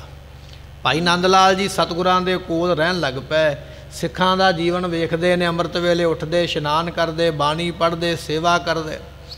ਜਿਵੇਂ ਜਿਵੇਂ ਸਿੱਖਾਂ ਦਾ ਜੀਵਨ ਵੇਖਿਆ ਗੁਰਸਿੱਖਾਂ ਦਾ, ਉਸੇ ਤਰ੍ਹਾਂ ਭਾਈ ਨੰਦ ਲਾਲ ਜੀਆਂ ਦਾ ਵੀ ਜੀਵਨ ਬਦਲਣਾ ਸ਼ੁਰੂ ਹੋ ਗਿਆ। ਇਹੋ ਜਿਹਾ ਰੰਗ ਚੜ੍ਹ ਗਿਆ ਕਿ ਆਪ ਮਿਹਨਤ ਕਰਕੇ ਲੰਗਰ ਵਿੱਚ ਜਾ ਕੇ ਲੰਗਰ ਦੀਆਂ ਲੋਹਾਂ ਦੇ ਵਿੱਚੋਂ ਸਵਾਹ ਕੱਢ ਕੇ ਟੋਕਰਿਆਂ ਦੇ ਵਿੱਚ ਭਰਦਾ ਅਤੇ ਟੋਕਰੇ ਚੁੱਕ ਕੇ ਸਵਾਹ ਦੇ ਬਾਹਰ ਸੁੱਟ ਕੇ ਆਉਂਦਾ, ਬਾਹਰ ਕੱਢ ਕੇ ਆਉਂਦਾ। ਇਹ ਸੇਵਾ ਲੈ ਲਈ ਮਹਾਰਾਜ, ਇਹ ਸੇਵਾ ਵੱਡੀ ਹੈ, ਮੈਨੂੰ ਦੇ ਦਿਓ। ਇੱਕ ਦਿਨ ਕੀ ਹੋਇਆ, ਨੰਦ ਲਾਲ ਦੇ ਜਿਹੜੇ ਸਾਥੀ ਸਨ ਦਿੱਲੀ ਦੇ ਵਿੱਚ ਰਹਿਣ ਵਾਲੇ, ਕੁਝ ਪਰਿਵਾਰ ਦੇ ਮੈਂਬਰ, ਉਹ ਚੱਲ ਕੇ ਆਏ ਵੀ ਚਲੋ ਨੰਦ ਲਾਲ ਨੂੰ ਚੱਲ ਕੇ ਮਿਲ ਕੇ ਆਈਏ। ਬਾਦਸ਼ਾਹ ਔਰੰਗਜ਼ੇਬ ਦੇ ਦਰਬਾਰ ਦੇ ਵਿੱਚ ਸੋਨੇ ਦੀ ਕੁਰਸੀ ਛੱਡ ਕੇ ਗਿਆ, ਐਡੀ ਵੱਡੀ ਨੌਕਰੀ ਛੱਡ ਕੇ ਗਿਆ। 10ਵੇਂ ਪਾਤਸ਼ਾਹ ਨੇ ਤੇ ਬੜੀ ਵੱਡੀ ਨੌਕਰੀ ਦਿੱਤੀ ਹੋਵੇਗੀ, ਬੜੀ ਵੱਡੀ ਕੁਰਸੀ ਹੋਵੇਗੀ, ਬੜਾ ਵੱਡਾ ਮਰਾਤਬਾ ਅਹੁਦਾ ਮਿਲਿਆ ਹੋਵੇਗਾ। ਤੇ ਜਦੋਂ ਇਹ ਸਾਰੇ ਜਾਣੇ ਅਨੰਦਪੁਰ ਸਾਹਿਬ ਪਹੁੰਚੇ ਤੇ ਕੀ ਵੇਖਦੇ ਪਏ ਨੇ, ਭਾਈ ਨੰਦ ਲਾਲ ਜੀਆਂ ਨੇ ਸਿਰ ਦੇ ਉੱਪਰ ਸਵਾਹ ਦਾ ਟੋਕਰਾ ਚੁੱਕਿਆ ਹੋਇਆ, ਲੰਗਰ ਦੀ ਲੋਹ ਦੇ ਵਿੱਚੋਂ ਕੱਢ ਕੇ। ਉਹ ਸਵਾਹ ਜਿਹੜੀ ਹੈ ਪਿੰਡੇ ਸਰੀਰ ਤੇ ਪਈ ਹੋਈ, ਦਾੜੇ ਦੇ ਉੱਪਰ, ਸਿਰ ਦੇ ਵਿੱਚ ਪਈ ਹੋਈ। ਐਸੀ ਹਾਲਤ ਵੇਖ ਕੇ ਕਈਆਂ ਨੇ ਕਹਿ ਹੀ ਦਿੱਤਾ, ਕਹਿਣ ਲੱਗੇ ਨੰਦ ਲਾਲ ਕਿੱਥੇ ਸੋਨੇ ਦੀ ਕੁਰਸੀ ਤੇ ਸਲਾਮਾਂ ਹੁੰਦੀਆਂ ਸਨ, ਵੱਡਾ ਮਰਾਤਬਾ ਤੇ ਬਹੁਤੀ ਮਾਇਆ ਮਿਲਦੀ, ਕਿੱਥੇ ਤੂੰ ਇੱਥੇ ਆ ਕੇ ਇਹ ਸਵਾਹ ਤੇਰੇ ਸਿਰ ਵਿੱਚ ਪਈ ਹੋਈ ਹੈ, ਤੇਰੇ ਕੱਪੜੇ ਸਵਾਹ ਦੇ ਨਾਲ ਭਰੇ ਹੋਏ, ਇਹ ਤੂੰ ਕੀ ਕੀਤਾ ਹੈ। ਉਸ ਵੇਲੇ ਭਾਈ ਨੰਦ ਲਾਲ ਸਾਹਿਬ ਜੀਆਂ ਨੇ ਜਵਾਬ ਦਿੱਤਾ, ਕਹਿਣ ਲੱਗੇ ਭਾਈ ਤੁਹਾਨੂੰ ਸਿਰਫ ਸੋਨੇ ਦੀ ਕੁਰਸੀ ਦਿਸਦੀ ਹੈ, ਸਲਾਮਾਂ ਹੁੰਦੀਆਂ ਦਿਸਦੀਆਂ, ਤੁਹਾਨੂੰ ਦੁਨੀਆ ਦੀ ਮਾਣ ਵਡਿਆਈ ਤੇ ਦਿਸਦੀ ਪਈ ਹੈ, ਪਰ ਜਿਹੜੀ ਦਾਤ ਇਹ ਸਤਿਗੁਰਾਂ ਦੀ ਸਵਾਹ ਦੇ ਵਿੱਚੋਂ, ਚਰਨ ਧੂੜੀ ਦੇ ਵਿੱਚੋਂ ਮੈਨੂੰ ਮਿਲੀ ਹੈ, ਇਹ ਤੁਹਾਨੂੰ ਨਹੀਂ ਦਿਸਦੀ। ਕਿਧਰੇ 100 ਕੁਰਸੀਆਂ ਵੀ ਸੋਨੇ ਦੀਆਂ ਬਹਿ ਜਾਣ, ਬਣ ਜਾਣ, ਜਿਨ੍ਹਾਂ ਦੇ ਉੱਪਰ ਬੈਠਣਾ ਹੈ। ਜਿਹੜਾ ਅਹੁਦਾ ਮੇਰੇ ਕੋਲ ਸੀ, ਇਹੋ ਜਿਹੇ 100 ਅਹੁਦੇ ਵੀ ਮੈਨੂੰ ਮਿਲ ਜਾਣ, ਪਰ ਜਿਹੜੀ ਸੇਵਾ ਮੈਨੂੰ ਅੱਜ ਮਿਲੀ ਹੈ, ਜਿਹੜੀ ਦਾਤ ਮੈਨੂੰ ਗੁਰੂ ਗੋਬਿੰਦ ਸਿੰਘ ਪਾਤਸ਼ਾਹ ਦੇ ਕੋਲੋਂ ਮਿਲੀ ਹੈ, ਜਿਹੜਾ ਜੀਵਨ ਮੇਰਾ ਇੱਥੇ ਆ ਕੇ ਘਟਿਆ ਗਿਆ, ਜਿਹੜੀ ਸ਼ਾਂਤੀ ਮੈਨੂੰ ਇੱਥੋਂ ਆ ਕੇ ਮਿਲੀ ਹੈ, ਜਿਹੜੀ ਨਾਮ ਦੀ ਦਾਤ ਮੈਨੂੰ ਇੱਥੋਂ ਮਿਲੀ ਹੈ, ਇਹ ਕਦੇ ਵੀ ਉੱਥੇ ਬੈਠ ਕੇ ਪ੍ਰਾਪਤ ਨਹੀਂ ਸੀ ਹੋਣੀ। ਮੈਂ ਆਪਣੇ ਵੱਡੇ ਭਾਗ ਸਮਝਦਾ ਵੀ ਜੋ ਮੈਨੂੰ ਸਤਿਗੁਰਾਂ ਦੀ ਸ਼ਰਨ ਮਿਲ ਗਈ ਹੈ, ਮੈਂ ਸਫਲਾ ਹੋ ਗਿਆ। ਗੁਰੂ ਅਰਜਨ ਸਾਹਿਬ ਪਾਤਸ਼ਾਹ ਕਹਿਣ ਲੱਗੇ ਤਿਨ ਕੀ ਸੋਭਾ ਕਿਆ ਗਣੀ, ਜੇ ਸਾਹਿਬ ਮੇਲੜੀਆ। ਭਾਈ ਨੰਦ ਲਾਲ ਵਰਗਿਆਂ ਦੀ ਸੋਭਾ ਕਹੀ ਨਹੀਂ ਜਾ ਸਕਦੀ ਭਾਈ, ਜਿਨ੍ਹਾਂ ਨੂੰ ਸਾਹਿਬ ਗੁਰੂ ਗੋਬਿੰਦ ਸਿੰਘ ਮਹਾਰਾਜ ਨੇ ਆਪਣੇ ਨਾਲ ਮੇਲ ਲਿਆ, ਆਪਣੇ ਵਰਗਾ ਕਰ ਲਿਆ, ਆਪਣੀ ਸੰਗਤ ਬਖਸ਼ਿਸ਼ ਕਰਕੇ ਨਿਹਾਲ ਕਰ ਦਿੱਤਾ, ਜਨਮ ਸਫਲਾ ਕਰ ਦਿੱਤਾ। ਸਤਿਗੁਰੂ ਇੱਥੇ ਉਹਨਾਂ ਲੋਕਾਂ ਦੀ ਗੱਲ ਕਰਦੇ ਜਿਨ੍ਹਾਂ ਨੇ ਗੁਰੂ ਦਾ ਬਚਨ ਮੰਨਿਆ ਹੈ। ਗੁਰ ਸਤਿਗੁਰ ਕਾ ਜੋ ਸਿੱਖ ਅਖਾਏ ਸੋ ਭਲਕੇ ਉਠ ਹਰ ਨਾਮ ਧਿਆਵੈ, ਉਦਮ ਕਰੇ ਭਲਕੇ ਪ੍ਰਭਾਤੀ, ਇਸਨਾਨ ਕਰੇ ਅੰਮ੍ਰਿਤ ਸਰਨਾਵੈ। ਇਹ ਸਤਿਗੁਰਾਂ ਦੀ ਗੁਰਬਾਣੀ ਦੇ ਬਚਨ ਤੇ ਸਤਿਗੁਰਾਂ ਨੇ ਇੱਥੇ ਬਖਸ਼ਿਸ਼ ਕੀਤੀ ਹੈ। ਗੁਰੂ ਦੇ ਹੁਕਮ ਦੇ ਵਿੱਚ ਕਹਿਣੇ ਵਿੱਚ ਚੱਲ ਕੇ ਜੀਵਨ ਕਮਾਉਣ ਵਾਲੇ ਜਿਹੜੇ ਨੇ ਉਹ ਗੁਰੂ ਦੇ ਇੰਨੇ ਪ੍ਰੇਮੀ ਤੇ ਨੇਮੀ ਬਣ ਜਾਂਦੇ ਨੇ, ਉਹਨਾਂ ਦੀ ਸੋਭਾ ਕਹੀ ਨਹੀਂ ਜਾ ਸਕਦੀ ਹੈ। ਤਨ ਮਨ ਮੌਲਿਆ ਰਾਮ ਸਿਉ ਸੰਗ ਸਾਧ ਸਹੇਲੜੀਆ। ਗੁਰਮੁਖਾਂ ਦਾ ਤਨ ਸਰੀਰ ਤੇ ਜਿਹੜਾ ਮਨ ਹੈ ਉਹ ਵਾਹਿਗੁਰੂ ਪਰਮੇਸ਼ਰ ਦਾ ਨਾਮ ਜਪ ਕੇ ਇਸ ਤਰ੍ਹਾਂ ਪ੍ਰਫੁੱਲਤ ਹੋ ਜਾਂਦਾ, ਜਿਵੇਂ ਫੁੱਲ ਖਿੜਦਾ ਨਾ, ਸੂਰਜ ਨੂੰ ਵੇਖ ਕੇ ਫੁੱਲ ਖਿੜ ਜਾਂਦਾ, ਸੁਗੰਧੀ ਦਿੰਦਾ ਹੈ। ਇਸ ਤਰ੍ਹਾਂ ਉਹਨਾਂ ਗੁਰਮੁਖਾਂ ਦੇ ਹਿਰਦੇ ਰੂਪੀ ਫੁੱਲ ਖਿੜ ਜਾਂਦੇ।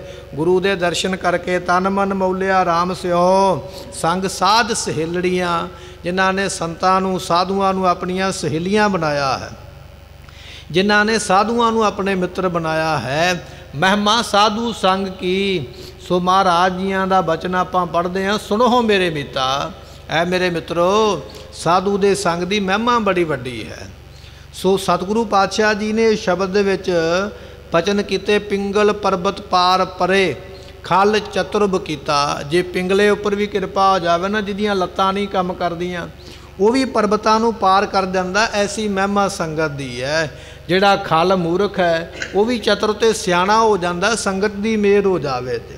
ਸੰਗਤ ਦੀ ਮਹਿਮਾ ਬੜੀ ਵੱਡੀ ਹੈ। ਮੇਰੇ ਮਾਧੋ ਜੀ, ਸਤ ਸੰਗਤ ਮਿਲੈ ਸੋ ਤਰਿਆ।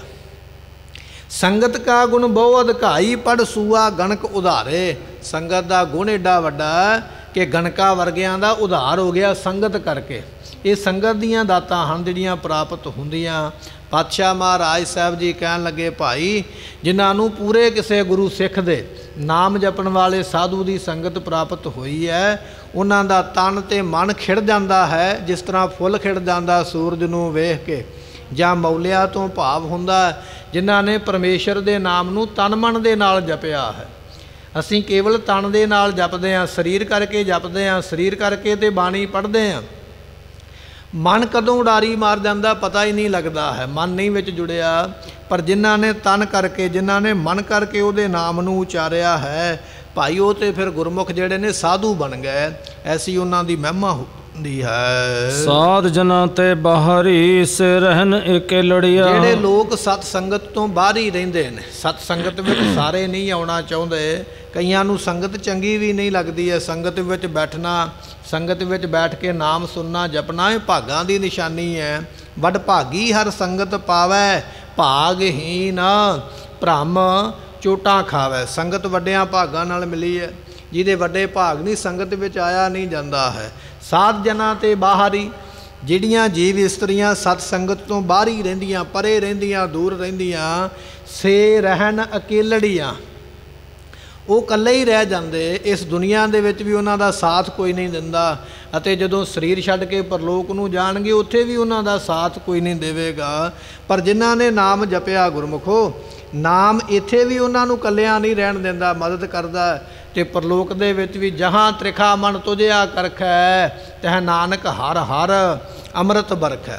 ਨਾਮ ਨਾਲ ਹੀ ਜਾਏਗਾ ਉਹਨਾਂ ਗੁਰਮੁਖਾਂ ਦੇ ਜਿਨ੍ਹਾਂ ਨੇ ਜਪਿਆ। ਪਰ ਜਿਨ੍ਹਾਂ ਨੇ ਸੰਗਤ ਹੀ ਨਹੀਂ ਕੀਤਾ, ਸੰਗਤ ਚੰਗੀ ਲੱਗੀ ਨਹੀਂ ਹੈ, ਸੰਗਤ ਵਿੱਚ ਆਏ ਨਹੀਂ, ਉਹ ਇਕੱਲੇ ਹੀ ਰਹਿ ਜਾਂਦੇ। ਤੇ ਮਹਾਰਾਜ ਕਹਿਣ ਲੱਗੇ, ਜਿਉਂ ਤਿਲ ਬੁਆੜ ਖੇਤ ਮਾਹੇ ਦੁਹੇਲਾ। ਇਹ ਗੁਰਬਾਣੀ ਦਾ ਬਚਨ ਹੈ। ਜਿਵੇਂ ਤਿਲਾਂ ਦੇ ਖੇਤ ਵਿੱਚ ਕਿਸਾਨ ਨੇ ਬਾਕੀ ਤੇ ਤਿਲ ਸਾਰੇ ਕੱਟ ਲਏ, ਕਿਉਂਕਿ ਉਹਨਾਂ ਵਿੱਚ ਤਿਲ ਨੇ, ਉਹਨਾਂ ਵਿੱਚ ਫਲ ਪਿਆ ਹੋਇਆ, ਉਹ ਤੇ ਸਾਰੇ ਕੱਟ ਲੈ। ਪਰ ਇੱਕ ਤਿਲ ਦਾ ਬੂਟਾ ਉਹ ਹੈ ਜਿਹਦੇ ਵਿੱਚ ਕੇਵਲ ਸਵਾਹ ਹੀ ਭਰੀ ਹੋਈ ਹੈ, ਡੋਡੀਆਂ ਦੇ ਵਿੱਚ, ਉਹਨੂੰ ਤਿਲ ਨਹੀਂ ਲੱਗੇ। ਤੇ ਕਿਸਾਨ ਨੇ ਸੋਚਿਆ ਮੈਂ ਇਹਦਾ ਕੀ ਕਰਨਾ ਹੈ। ਉਹਨੂੰ ਇਕੱਲੇ ਨੂੰ ਖੇਤ ਵਿੱਚ ਖੜਾ ਰਹਿਣ ਦਿੱਤਾ। ਹਵਾ ਹਨੇਰੀ ਆਉਂਦੀ ਹੈ, ਇਕੱਲਾ ਹੀ ਝੂਲਦਾ ਪਿਆ ਹੈ, ਪਸ਼ੂਆਂ ਦੇ ਪੈਰਾਂ ਥੱਲੇ ਲਤਾੜਿਆ ਜਾਂਦਾ ਹੈ। ਉਹਦੀ ਐਸੀ ਹਾਲਤ ਤਾਂ ਹੋਈ ਹੈ ਕਿਉਂਕਿ ਉਹ ਖਾਲੀ ਹੈ, ਉਹਦੇ ਵਿੱਚ ਕੁਝ ਨਹੀਂ ਹੈ, ਉਹਨੂੰ ਪ੍ਰਾਪਤ ਕਿਸੇ ਨੇ ਕੀਤਾ ਹੀ ਨਹੀਂ ਹੈ। ਸਤਿਗੁਰੂ ਪਾਤਸ਼ਾਹ ਕਹਿਣ ਲੱਗੇ, ਇਸ ਤਰ੍ਹਾਂ ਜਿਹੜੇ ਨਾਮ ਬਾਣੀ ਤੋਂ ਖਾਲੀ ਨੇ, ਉਹ ਇਕੱਲੇ ਹੀ ਸੰਸਾਰ ਵਿੱਚ ਦਿਖਾਈ ਦਿੰਦੇ ਹਨ। ਤੈਨ ਦੁੱਖ ਨਾ ਕਬਹੁ ਉਤਰੈ, ਸੇ ਜਮ ਕੈ ਵਸ ਪੜਿਆ। ਐਸੇ ਜਿਹੜੇ ਜੀਵ ਨੇ ਉਹਨਾਂ ਦਾ ਦੁੱਖ ਸਾਰੀ ਜ਼ਿੰਦਗੀ ਨਹੀਂ ਉਤਰਦਾ ਹੈ। ਸਾਰੀ ਉਮਰ ਜਿਹੜੀ ਹੈ ਹਾਏ ਹਾਏ ਕਰਦਿਆਂ ਲੰਘ ਗਈ, ਦੁੱਖਾਂ ਦੇ ਵਿੱਚ ਰੋਂਦਿਆਂ ਹੀ ਲੰਘ ਗਈ। ਸਾਰੀ ਉਮਰ ਰੋਂਦੇ ਰਹਿ, ਦੁਖੀ ਰਹਿ। ਵੱਡੀ ਤੋਂ ਵੱਡੀ ਨੌਕਰੀ ਮਿਲ ਗਈ ਹੈ, ਵੱਡੇ ਤੋਂ ਵੱਡਾ ਧਨ ਪਦਾਰਥ ਮਿਲ ਗਿਆ, ਮਿਲਿਆ ਤੇ ਬੜਾ ਕੁਝ ਹੈ, ਪਰ ਵੱਡੀ ਨੌਕਰੀ ਦੇ ਹੁੰਦਿਆਂ, ਵੱਡੇ ਧਨ ਦੇ ਹੁੰਦਿਆਂ, ਸਾਰਾ ਕੁਝ ਕੋਲ ਹੁੰਦਿਆਂ ਦੁੱਖ ਨਹੀਂ ਕਦੇ ਵੀ ਲੱਥਾ। ਫਿਰ ਵੀ ਰੋਂਦਾ ਹੀ ਰਿਹਾ, ਕਰਲਾਉਂਦਾ ਹੀ ਰਿਹਾ। ਕਾਰਨ ਇਹ ਹੈ ਕਿ ਬਖਸ਼ਿਸ਼ ਪ੍ਰਾਪਤ ਨਹੀਂ ਹੋਈ ਹੈ। ਪਾਤਸ਼ਾਹ ਕਹਿਣ ਲੱਗੇ, ਤਿੰਨ ਦੁੱਖ ਨਾ ਕਬਹੂ ਉਤਰੈ, ਨਾ ਤੇ ਜਿਉਂਦਿਆਂ ਦੁੱਖ ਉਤਰਦਾ, ਸੇ ਜੰਮ ਕੇ ਵਸ ਪੜੀਆ। ਜਦੋਂ ਮਰ ਜਾਣਗੇ ਨਾ, ਸਰੀਰ ਛੱਡਣਗੇ, ਉਹਨਾਂ ਦੀ ਆਤਮਾ ਜਮਾਂ ਦੇ ਵਸ ਪੈ ਜਾਏਗੀ। ਪਰ ਹੁਣ ਸੰਸਾਰ ਦੇ ਵਿੱਚ ਬਿਰਤੀ ਇਹੋ ਜਿਹੀ ਬਣ ਗਈ ਹੈ, ਕਹਿਣਾ ਸ਼ੁਰੂ ਕਰ ਦਿੱਤਾ ਜੰਮ ਹੁੰਦਾ ਹੀ ਨਹੀਂ ਹੈ। ਸਾਨੂੰ ਤੇ ਡਰ ਹੀ ਨਹੀਂ ਹੈ ਕਿਸੇ ਦਾ, ਕਿਉਂਕਿ ਜੰਮ ਤੇ ਕੇਵਲ ਡਰਾਉਣ ਵਾਸਤੇ ਸਾਨੂੰ ਦੱਸਿਆ ਜਾਂਦਾ ਹੈ। ਪਰ ਮਹਾਰਾਜ ਕਹਿਣ ਲੱਗੇ, ਨਹੀਂ ਭਾਈ, ਸੋ ਜੰਮ ਕਾਲ ਲੇਖਾ ਲੇਵੈ, ਜਿਉਂ ਤਿਲ ਕਹਾਣੀ ਪੀੜਾਏਂਦਾ। ਇਹ ਗੁਰਬਾਣੀ ਦਾ ਬਚਨ ਹੈ। ਜੇ ਪਾਪ ਕਰੇਗਾ ਅਨਕਾਏ ਰਾਤੜਿਆ, ਵਾਟ ਦੁਹੇਲੀ ਰਾਮ। ਪਾਪ ਕਮਾਵੰਦਿਆ ਤੇਰਾ ਕੋਈ ਨਾ ਬੇਲੀ ਰਾਮ, ਕੋਈ ਨਾ ਬੇਲੀ ਹੋਵੇ ਤੇਰਾ ਸਦਾ ਪਛੋਤਾਵੇ। ਗੁਣ ਗੋਪਾਲ ਨਾ ਜਪੇ ਰਸਨਾ, ਫਿਰ ਕਦੋਂ ਸੇਦੇ ਆਵੇ। ਇਹ ਬਚਨ ਨੇ ਗੁਰੂ ਗ੍ਰੰਥ ਸਾਹਿਬ ਜੀਆਂ ਦੇ। ਉਹ ਫਿਰ ਜਮਾਂ ਦੇ ਵਸ ਪੈ ਕੇ ਭਾਰੀ ਮਾਰ ਖਾ ਕੇ ਸਜ਼ਾ ਪਾਉਂਦੇ ਹਨ। ਜਿਨੀ ਰਾਵਿਆ ਪ੍ਰਭ ਆਪਣਾ ਸੇ ਦਿਸਨ ਨਿਤ ਖੜਿਆ। ਜਿਨ੍ਹਾਂ ਨੇ ਪ੍ਰਮਾਤਮਾ ਨੂੰ ਰਾਵਿਆ ਹੈ, ਜਿਨ੍ਹਾਂ ਨੇ ਪ੍ਰਮਾਤਮਾ ਨੂੰ ਮਾਣਿਆ ਹੈ, ਜਿਨ੍ਹਾਂ ਨੇ ਉਹਦੇ ਨਾਮ ਨੂੰ ਜਪਿਆ ਹੈ, ਉਹ ਰੱਬ ਦੇ ਦਰ ਦੇ ਉੱਪਰ ਖਲੋਤੇ ਹੋਏ ਸ਼ੋਭਾ ਪਾਉਂਦੇ ਹਨ। ਰਤਨ ਜਵੇਹਰ ਲਾਲ ਹਰ ਕੰਠ ਤਨਾ ਜੜਿਆ। ਜਿਸ ਤਰ੍ਹਾਂ ਅਸੀਂ ਗਲ ਦੇ ਵਿੱਚ ਗੁਰਮੁਖੋ ਸੋਨੇ ਦਾ ਹਾਰ ਪਾਉਂਦੇ ਹਾਂ, ਹੀਰਿਆਂ ਦਾ ਹਾਰ ਪਾਉਂਦੇ ਹਾਂ, ਜਾਂ ਹੋਰ ਮੋਤੀਆਂ ਦੇ ਹਾਰ ਗਲ ਵਿੱਚ ਪਾਏ ਜਾਂਦੇ, ਗੁਰਮੁਖਾਂ ਦੇ ਕੋਲ ਕਿਹੜਾ ਹਾਰ ਹੈ? ਨਾਮ ਦਾ ਹਾਰ ਹੈ। ਰਤਨ ਜਵੇਹਰ ਲਾਲ ਹਰ, ਪਰਮੇਸ਼ਰ ਦਾ ਨਾਮ ਹੀ ਰਤਨ ਹੈ। ਗੁਰ ਕਾ ਸ਼ਬਦ ਰਤਨ ਹੈ, ਹੀਰੇ ਜਿਤ ਜੜਾਓ। ਸੋ ਇਹ ਸ਼ਬਦ ਰੂਪੀ ਹਾਰ ਉਹਨਾਂ ਨੂੰ ਪ੍ਰਾਪਤ ਹੋਇਆ ਹੈ। ਜਿਵੇਂ ਗੁਰੂ ਅਰਜਨ ਸਾਹਿਬ ਮਹਾਰਾਜ ਸਾਹਿਬ ਜੀਆਂ ਨੇ ਮਾਤਾ ਗੰਗਾ ਜੀਆਂ ਨੂੰ 52 ਅੱਖਰੀ ਨਾਮ ਦੀ ਬਾਣੀ ਦਾ ਹਾਰ ਬਖਸ਼ਿਸ਼ ਕੀਤਾ ਸੀ ਕਿ ਇਹ ਬਾਣੀ ਨੂੰ ਪੜ੍ਹਿਆ ਕਰੋ, ਇਹ ਤੁਹਾਡੇ ਗਲ ਦਾ ਹਾਰ ਹੈ, ਇਹ ਗੁਰਬਾਣੀ, ਇਹਦੇ ਨਾਲ ਤੁਹਾਡੀ ਸ਼ੋਭਾ ਲੋਕ ਪਰਲੋਕ ਵਿੱਚ ਬਣੇਗੀ। ਪਾਤਸ਼ਾਹ ਕਹਿੰਦੇ ਜਿਨ੍ਹਾਂ ਨੇ ਗੁਰੂ ਦੇ ਨਾਮ ਨੂੰ ਜਪਿਆ ਹੈ, ਸ਼ਬਦ ਦੀ ਕਮਾਈ ਕੀਤੀ ਹੈ, ਉਹ ਜਿਹੜੇ ਗੁਰਮੁਖ ਨੇ ਉਹਨਾਂ ਨੇ ਉਹ ਨਾਮ ਦਾ ਹਾਰ ਪਹਿਨਿਆ ਹੈ। ਤੇ ਇਹ ਜਿਹੜਾ ਨਾਮ ਦਾ ਹਾਰ ਹੈ, ਹਰ ਕੰਠ ਤਿੰਨਾਂ ਜੜੀਆ, ਕੰਠ ਗਲੇ ਵਿੱਚ ਇਹ ਵਾਹਿਗੁਰੂ ਦਾ ਜਿਹੜਾ ਮੰਤਰ ਹੈ, ਇਹ ਉਹਨਾਂ ਨੇ ਹਾਰ ਪਹਿਨਿਆ ਹੋਇਆ ਹੈ। ਨਾਨਕ ਬਾਛੈ ਧੂੜ ਤਨ ਪ੍ਰਭ ਸਰਣੀ ਦਰ ਪੜਿਆ। ਗੁਰੂ ਨਾਨਕ ਦੇ ਪਾਤਸ਼ਾਹ ਜੀਆਂ ਦੇ ਪੰਜਵੇਂ ਸਰੂਪ ਨੇ ਗੁਰੂ ਅਰਜਨ ਸਾਹਿਬ ਪਾਤਸ਼ਾਹ। ਕਹਿਣ ਲੱਗੇ ਭਾਈ ਉਹਨਾਂ ਦੇ ਚਰਨਾਂ ਦੀ ਧੂੜੀ ਮਿਲੇ। ਮਹਾਰਾਜ ਕਿਹਨਾਂ ਦੇ? ਜਿਹੜੀਆਂ ਪ੍ਰਮਾਤਮਾ ਜੀਵ ਇਸਤਰੀਆਂ ਤੇਰੇ ਦਰ ਤੇ ਪਈਆਂ ਹੋਈਆਂ, ਜਿਨ੍ਹਾਂ ਨੇ ਤੇਰੇ ਦਰ ਨੂੰ ਮੱਲਿਆ ਹੋਇਆ ਹੈ, ਐਸੇ ਜਿਹੜੇ ਗੁਰਮੁਖ ਨੇ ਉਹਨਾਂ ਦੇ ਚਰਨਾਂ ਦੀ ਧੂੜੀ ਸਾਨੂੰ ਵੀ ਦਿਓ। ਅੰਤਰਜਾਮੀ ਪੁਰਖ ਵਿਧਾਤੇ ਸਰਦਾ ਮਨ ਕੀ ਪੂਰੇ, ਨਾਨਕ ਦਾਸ ਇਹ ਸੁਖ ਮੰਗੈ ਮੋਕੋ ਕਰ ਸੰਤਨ ਕੀ ਧੂਰੇ। ਮੇਰੀ ਖੱਲੋ ਮੌਜੜੇ ਗੁਰਸਿੱਖ ਹਟਾਉਂਦੇ। ਇਹ ਬਚਨ ਭਾਈ ਸਾਹਿਬ ਭਾਈ ਗੁਰਦਾਸ ਜੀਆਂ ਦੇ। ਮਹਾਰਾਜ ਇੱਥੇ ਕਹਿ ਰਹੇ ਨੇ ਨਾਨਕ ਬਾਛਾ ਧੂੜ ਤਿੰਨ, ਉਹਨਾਂ ਦੇ ਚਰਨਾਂ ਦੀ ਧੂੜ ਪ੍ਰਾਪਤ ਹੋਵੇ। ਪ੍ਰਭ ਸਰਣੀ ਦਰ ਪੜੀਆ, ਜਿਹੜੀਆਂ ਪ੍ਰਮਾਤਮਾ ਦੀ ਸ਼ਰਨ ਨੂੰ ਗ੍ਰਹਿਣ ਕਰਕੇ ਉਹਦੇ ਦਰਵਾਜ਼ੇ ਤੱਕ ਪਹੁੰਚ ਗਈਆਂ ਨੇ। ਗੱਲੀ ਅਸੀਂ ਚੰਗੀਆਂ ਚਾਰੀ ਬੁਰੀਆਂ, ਮਨੋਂ ਕੁਸੁੱਧਾ ਕਾਲੀਆਂ ਬਾਹਰ ਚਿਟਵੀਆਂ। ਰੀਸਾਂ ਕਰੇ ਤਿਨਾੜੀਆਂ, ਜੋ ਸੇਵੈ ਦਰ ਖੜੀਆਂ। ਬਚਨ ਹੈ ਨਾ ਮਹਾਰਾਜ ਜੀਆਂ ਦਾ। ਉਹਨਾਂ ਦੀ ਰੀਸ ਕਰਦੇ ਆ ਜਿਹੜੇ ਰੱਬ ਦੇ ਦਰਵਾਜ਼ੇ ਤੇ ਪਹੁੰਚ ਚੁੱਕੇ ਨੇ, ਪਰ ਜਿਹੜੇ ਪਹੁੰਚੇ ਨੇ ਉਹਨਾਂ ਦੇ ਚਰਨਾਂ ਦੀ ਧੂੜੀ ਤਾਰ ਦਿੰਦੀ ਹੈ। ਮੰਗਰ ਪ੍ਰਭ ਆਰਾਧਨਾ ਬਹੁੜ ਨ ਜਨਮੜਿਆ। ਸਤਿਗੁਰੂ ਪਾਤਸ਼ਾਹ ਜੀ ਇਸ ਮੱਘਰ ਦੇ ਮਹੀਨੇ ਦਾ ਇਹ ਜੋ ਉਪਦੇਸ਼ ਹੈ ਬਖਸ਼ਿਸ਼ ਕਰਦੇ। ਕਹਿਣ ਲੱਗੇ ਭਾਈ ਮੱਘਰ ਦੇ ਮਹੀਨੇ ਵਿੱਚ ਕੀ ਕਰਨਾ ਚਾਹੀਦਾ। ਅੱਜ ਆਪਾਂ ਮੱਥਾ ਟੇਕਣ ਤੇ ਆ ਗਏ ਹਾਂ, ਆਪਾਂ ਗੁਰੂ ਦਾ ਬਚਨ ਸ਼ਬਦ ਵੀ ਸੁਣਿਆ ਹੈ, ਕਥਾ ਵੀ ਸੁਣੀ ਹੈ, ਪਰ ਸਾਡੇ ਪੱਲੇ ਕੀ ਪਿਆ ਹੈ? ਪੱਲੇ ਬਚਨ ਇਹ ਪਿਆ ਵੀ ਮੱਘਰ ਦੇ ਮਹੀਨੇ ਦੇ ਵਿੱਚ ਮੱਘਰ ਪ੍ਰਭ ਆਰਾਧਨਾ, ਪਰਮੇਸ਼ਰ ਦੀ ਆਰਾਧਨਾ ਕਰ, ਪਰਮੇਸ਼ਰ ਨੂੰ ਯਾਦ ਕਰ, ਜਿਹਨੇ ਦੁਨੀਆ ਬਣਾਈ ਹੈ ਉਹਦੇ ਨਾਮ ਦਾ ਆਰਾਧਨ ਕਰ। ਤੇ ਮਹਾਰਾਜ ਫਿਰ ਕੀ ਹੋਵੇਗਾ? ਸਤਿਗੁਰੂ ਪਾਤਸ਼ਾਹ ਕਹਿਣ ਲੱਗੇ ਬਹੁੜ ਨਾ ਜਨਮੜੀਆ, ਫਿਰ ਤੈਨੂੰ ਜਨਮਾਂ ਵਿੱਚ ਨਹੀਂ ਆਉਣਾ ਪਵੇਗਾ। ਪਰਮੇਸ਼ਰ ਦੇ ਨਾਮ ਜਪਿਆਂ ਕੀ ਮਿਲਦਾ? ਸਾਡਾ ਸਵਾਲ ਬਣ ਜਾਂਦਾ, ਨਾਮ ਜਪਾਂਗੇ, ਪਾਠ ਪੂਜਾ ਕਰਾਂਗੇ, ਫਿਰ ਕੀ ਹੋਵੇਗਾ? ਸਤਿਗੁਰੂ ਪਾਤਸ਼ਾਹ ਕਹਿੰਦੇ ਹੋਵੇਗਾ ਇਹ ਕਿ ਫਿਰ ਤੈਨੂੰ ਜਨਮਾਂ ਵਿੱਚ ਆ ਕੇ ਜਨਮਣਾ ਨਹੀਂ ਪਵੇਗਾ, ਜਨਮ ਲੈ ਕੇ ਨਹੀਂ ਆਉਣਾ ਪਵੇਗਾ, ਮਰ ਕੇ ਨਹੀਂ ਜਾਣਾ ਪਵੇਗਾ, ਜੰਮਣ ਤੇ ਮਰਨ ਤੋਂ ਮੁਕਤੀ ਮਿਲ ਜਾਵੇਗੀ। ਇਹ ਬਾਣੀ ਪੜ੍ਹਿਆ, ਇਹ ਨਾਮ ਜਪਿਆਂ ਦਾਤ ਪ੍ਰਾਪਤ ਹੋਵੇਗੀ। ਸੋ ਸਤਿਗੁਰੂ ਪਾਤਸ਼ਾਹ ਮਹਾਰਾਜ ਜੀ ਰਹਿਮਤ ਕਰਨ। ਇਹ ਆਇਆ ਹੋਇਆ ਮੱਘਰ ਦਾ ਮਹੀਨਾ ਸਾਡੇ ਸਾਰਿਆਂ ਵਾਸਤੇ